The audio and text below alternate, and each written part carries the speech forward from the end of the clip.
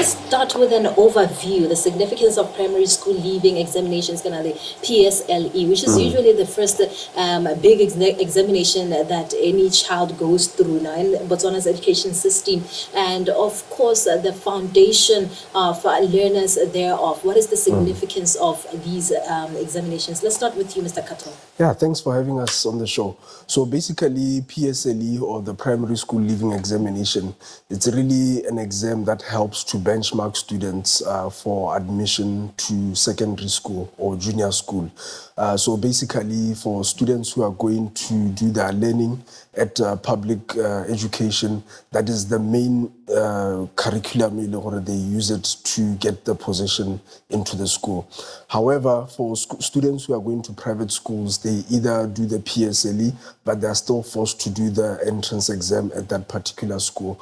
So usually we normally generally advise parents to do both, have your PSLE and also do your admission at the school that you want to go to. But it's basically just the benchmark, how is the secondary school going to select students. Now, since we're looking at the PSLE, let's talk about the present challenges that are being faced by the sector. Right, back to me.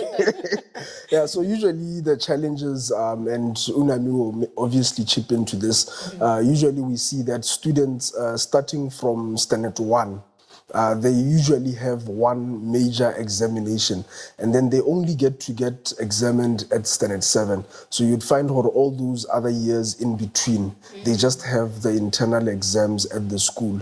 So it's usually that big exam that exposes most of the students, if the student wasn't ready, if the student has learning disabilities, we never are able to pick those up until the child writes the exam and the results are released. But there are other challenges, obviously, as parents also, who want to take their kids to private education, or the parents who are taking their kids to private education. Once they don't let the child sit for PSLE, it becomes difficult for them to go into a public school, no matter what happens in life. Yeah. Right. Yes, you want to add to that? Another challenge would be what we've seen is there's so much disparity in the teacher-student ratio. This is where your students, your learners that have learning disabilities are left behind. So that is one of the challenges that at Lion Tutoring we're trying to address. Right. Maybe we can also speak right there, because you mentioned that resource limitations. What do we find in primary schools? Do we find enough resources, or do we say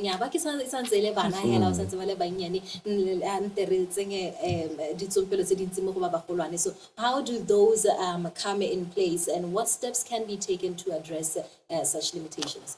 Yeah, you look at the obvious resource limitations, textbooks.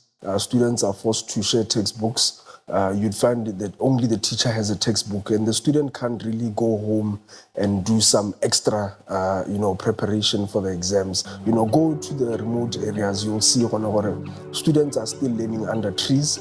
Students don't have a blackboard. Students don't have tables and chairs. They are forced to share a desk. And we've been exposed of these when we are doing projects in remote schools. We've worked with schools where we deployed our tutors to go and tutor the kids there, and we'd see there are those obvious disparities. They cause students to fall back. At Lion Tutoring, even our group packages, our student tutor ratio is 1:5, but in schools you find that is 1:40. What happens to a slow learner? They are left behind. Generally, we know that the teacher would be inclined to go with the students that have grasped the concept. So what about the one that has to, be given a little more attention to actually grasp that attention?